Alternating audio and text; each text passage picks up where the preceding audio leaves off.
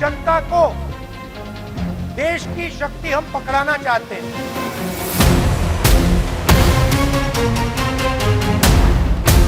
और मैं देश को कहना चाहता हूं, इनसे सुधरने की मुझे कोई अपेक्षा नहीं है, वो जनता इनको सुधार देगी।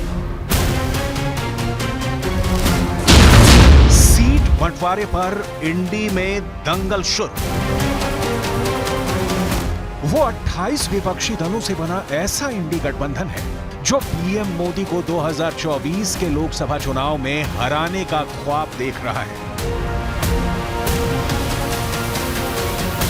नफरत मिटानी होगी और इस देश को एक कर जोड़कर आगे जाना पड़ेगा। मंच पर एक साथ हाथ उठाकर भले ही इंडी गठबंधन के नेता सौगंध खाएं कि हम मिलकर एनडीए सरकार को 2024 में उखाड़ फेंक देंगे, लेकिन हकीकत में इंडी गठबंधन बीजेपी से ज्यादा अपने ही गठबंधन की पार्टियों और नेताओं के बयाली बयानों से बिखरने लगा है। क्या इंडी गठबंधन विपक्षी दलों के लिए जरूरी नहीं, मजबूरी बनता जा रहा है? ये इंडिया गठबंधन नहीं है, ये इंडिया गठबंधन नहीं है, एक घमंडिया गठबंधन है। ये इंडिया गठबंधन नहीं है, घमंडिया गठबंधन है। और इसकी बारात में हर कोई दूल्हा बनना चाहता है, सबको प्रधानमंत्री बनना है। पीएम मोदी का चेहरा बिखर गया इंडी। जुलाई 2023 से लेकर अब तक इंडी गठबंधन की 4 बड़ी मीटिंग हो चुकी हैं। काजू चबाते राहुल गांधी, चाय की चुस्की लेते इंडी गठबंधन के नेताओं के हाव भाव देखकर कहीं से नहीं लग रहा है कि 2024 के लोकसभा चुनाव में इंडी गठबंधन एनडीए के खिलाफ करिश्मा कर पाएगा। क्योंकि एक तरफ पीएम मोदी देश भर में लोकसभा चुनाव 2024 की जीत की गारंटी दे रहे हैं, तो वहीं दूसरी तरफ इंडी गठबंधन के नेता अभी तक सीट बंटवारे को लेकर आपस में उलझे हुए हैं। इस वक्त इंडी गठबंधन में ऐसा गदर मचा हुआ है जिसने इसके वजूद पर ही सवाल खड़े करने शुरू कर दिए हैं।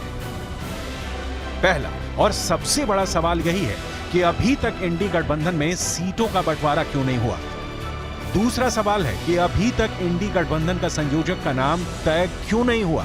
तीसरा सवाल है बंगाल, बिहार और उत्तर प्रदेश में इंडी गठबंधन के नेता सीट बंटवारे को लेकर एक दूसरे के खिलाफ बवाली बयान क्यों दे रहे हैं। चौथा सवाल है कि बीजेपी की तरह इंडी गठबंधन जीत की गारंटी देने से क्यों बच रहा है, हर पार्टी दावे करने से क्यों बच रही है। और आखिर सबसे बड़ा सवाल है कि देश जानना चाहता है कि पीएम मोदी को हराने के लिए 28 पार्टियों ने जिस इंडी गठबंधन को बनाया, उस इंडी गठबंधन की तरफ से पीएम उम्मीदवार का चेहरा कौन है। लोकसभा चुनाव में अभी कुछ ही महीने बचे हैं, लेकिन इंडी गठबंधन में जो दंगल है वो लगातार बढ़ता नजर आ रहा है।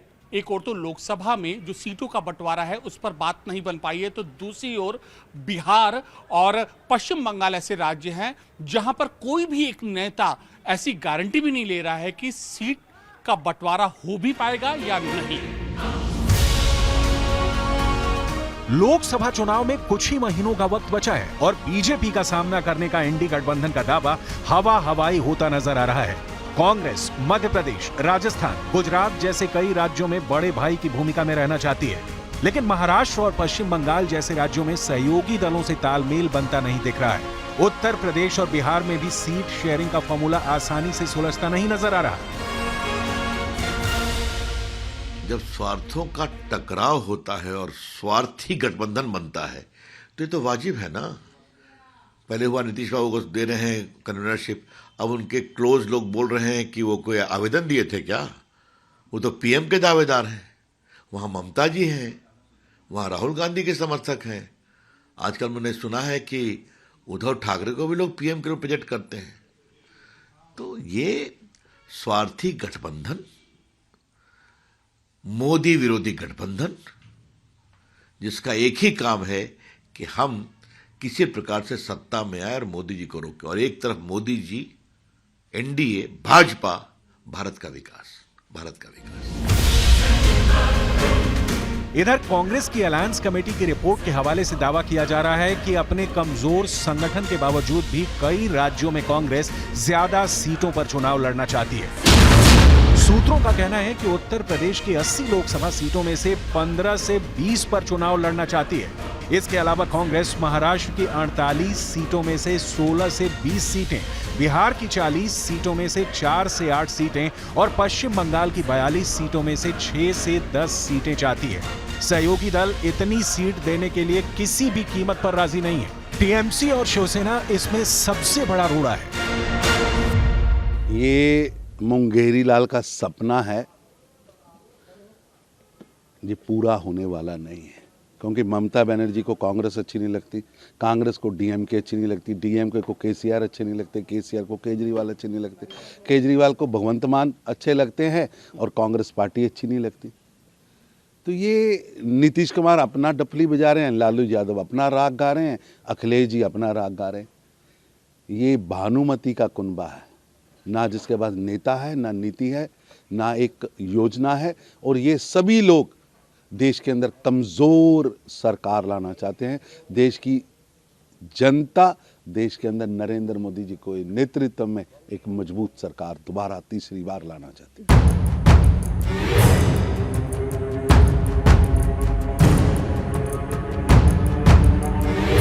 इंडिया गठबंधन की अब तक की 4 बैठकें हो चुकी हैं, लेकिन लोकसभा चुनाव 2024 के लिए किसी ठोस नतीजे तक नहीं पहुंच सकी है। सीट शेयरिंग तो दूर की बात है, अब तक साझा प्रचार कार्यक्रम और संयोजक के नाम पर भी आम सहमति नहीं हो सकी है। समाजवादी पार्टी का सब्र भी जवाब देने लगा है जब से ऐलान हुआ है कि 14 जनवरी से राहुल गांधी मणिपुर से भारत जोड़ो न्याय यात्रा शुरू करने जा रहे हैं। तब से इंडी गठबंधन में सीट बंटवारे को लेकर गदर मचना शुरू हो चुका है। सवाल उठने लगे हैं कि इंडी गठबंधन में सीट बंटवारे में देरी के लिए कौन जिम्मेदार है।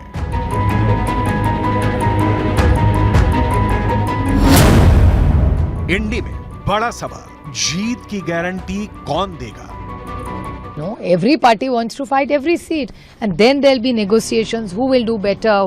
So eventually the survey will be for all the seats, and then we will see who has more strength where, and that's how alliances work.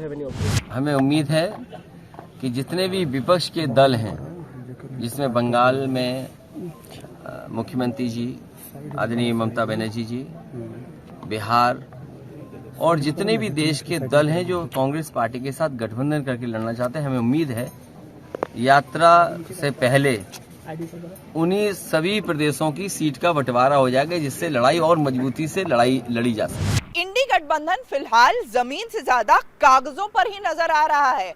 संभवतः सीटों के गुणा भाग को करके कांग्रेस को भी ये समझ में आ गया है कि उनके हाथ इस गठबंधन में रहकर ज्यादा कुछ नहीं लगने वाला है। शायद यही कारण है कि 14 तारीख से शुरू होने वाली कांग्रेस की भारत जोड़ो न्याय यात्रा में कांग्रेस के सभी बड़े नेताओं को शामिल होने को कहा गया है। ऐसे में सवाल ये उठता है कि इस न्याय यात्रा के जरिए कांग्रेस कहीं इंडी गठबंधन के दूसरे दलों के साथ अन्याय तो नहीं कर देगी। दूसरी ओर इंडी गठबंधन के सामने पीएम फेस को लेकर भी चुनौती है। इधर पीएम नरेंद्र मोदी के चेहरे पर बीजेपी जोर शोर से चुनाव प्रचार में उतरने के लिए तैयार है, जबकि इंडी गठबंधन में कभी नीतीश कुमार मुंह फुला रहे हैं तो कभी ममता बनर्जी तेवर दिखा रही हैं। इस वक्त इंडी गठबंधन में सीट बंटवारे पर कम और एक दूसरे पर बवाली बयान देने की होड़ मच चुकी है। जरा देखिए कैसे। कांग्रेस नेता आचार्य प्रमोद कृष्णम ने उत्तर प्रदेश में सीट बंटवारे पर बोलते हुए कहा है कि यूपी में कांग्रेस अकेले दम पर चुनाव लड़े। वहीं कांग्रेस नेता अधीर रंजन ने पश्चिम बंगाल में ममता सरकार पर सीधा और बड़ा हमला किया है। अधीर रंजन ने बंगाल में लॉ एंड ऑर्डर को लेकर पश्चिम बंगाल में राष्ट्रपति शासन लागू करने की मांग की है। यहां तक कि कांग्रेस नेता अधीर रंजन ने ममता सरकार पर हमला करते हुए कहा कि ईडी पर हमला करने वाले टीएमसी नेता शाहजहां शेख को ममता सरकार बचा रही है। टीएमसी खतरनाक लोगों को बचाने का काम करती है। जबकि दूसरी तरफ समाजवादी पार्टी के मुखिया अखिलेश यादव ने बीएसपी सुप्रीमो मायावती पर सवाल उठाते हुए कहा कि इसकी क्या गारंटी है कि अगर बीएसपी इंडी गठबंधन में शामिल होती है तो मायावती जी इंडी गठबंधन के साथ आखिरी दम तक खड़ी रहेंगी। अखिलेश के इस बयान पर मायावती ने भड़कते हुए कहा है, सपा प्रमुख अखिलेश यादव अपने गिरेबान में झांक कर देखें, उनका दामन बीजेपी को बढ़ाने और उनसे मेलजोल में कितना दागदार है। अगर इंडिया गठबंधन में शामिल पार्टियां जल्द से जल्द सीटों का बंटवारा नहीं कर पाए तो ये तय मानकर चलिए कि अगले 7 से 10 दिन में वो अपनी नाकामी का ठीकरा एक दूसरे के सिर फोड़ेंगी। इस वक्त इंडिया गठबंधन में शामिल पार्टियां बुरी तरह भ्रम में हैं। 3 राज्यों में कांग्रेस की हार के बाद इंडिया गठबंधन में शामिल दल ये नहीं तय कर पाए हैं कि लोकसभा चुनाव अकेले लड़ा जाए या फिर कांग्रेस के साथ मिलकर पीएम मोदी को टक्कर दी जाए। कांग्रेस ने अभी तक पूरे पत्ते नहीं खोले हैं। 3 राज्यों के विधानसभा चुनाव में कांग्रेस की हार ने इंडी गठबंधन के सारे दावे और प्लानिंग की धज्जियां उड़ा दी हैं। ऐसे में सवाल उठ रहे हैं कि क्या कांग्रेस जानबूझकर सीट बंटवारे में देरी करवा रही है ताकि चुनाव के वक्त कांग्रेस को चुनाव में ज्यादा फायदा हो। शायद यही वजह है कि मायावती की पार्टी बीएसपी से सांसद मलूक नागर ने पीएम मोदी की तरह इंडी गठबंधन को घमंडिया गठबंधन बोलना शुरू कर दिया है। जो सो कॉल्ड इंडिया गठबंधन बना है, हालांकि उसमें हम हैं नहीं, लेकिन उसमें जितने भी प्रदेशों के जो क्षेत्रीय दल हैं, अगर ये सारी की सारी सीटों पे अपनी तैयारी कर रहे हैं तो फिर तो ऐसा लगता है कि जो बीजेपी के जो प्रवक्ता रात दिन सब टेलीविजनों पे बोलते हैं और इनको घमंडिया नाम देते हैं, तो अगर ये उत्तर प्रदेश में भी पूरी सीटों पर यही लड़ेंगे, बिहार में भी पूरी सीटों पर यही लड़ेंगे, महाराष्ट्र में भी यही लड़ेंगे, पंजाब, दिल्ली, हरियाणा सब जगह, राजस्थान यही लड़ेंगे, तो जो क्षेत्रीय दल हैं उनके एंगल से सोचो, फिर तो ये 100% साफ हो गया कि घमंड की बात कर रहे हैं और घमंडिया नाम बीजेपी वालों ने इनका ठीक रखा है। इंडी गठबंधन में मचे गदर पर बीजेपी की नजर है। इस वक्त इंडी गठबंधन में शामिल नीतीश कुमार, अखिलेश यादव, ममता बनर्जी और उद्धव ठाकरे ने अपने पूरे पत्ते नहीं खोले हैं। हैरानी की बात यह है कि इंडी गठबंधन में समझाने वाले नेता कम हैं, बल्कि मुंह फुलाने वाले ज्यादा है, जिसकी वजह से इंडी गठबंधन में सीट बंटवारे को लेकर घमासान लगातार दलदल में फंसता नजर आ रहा है।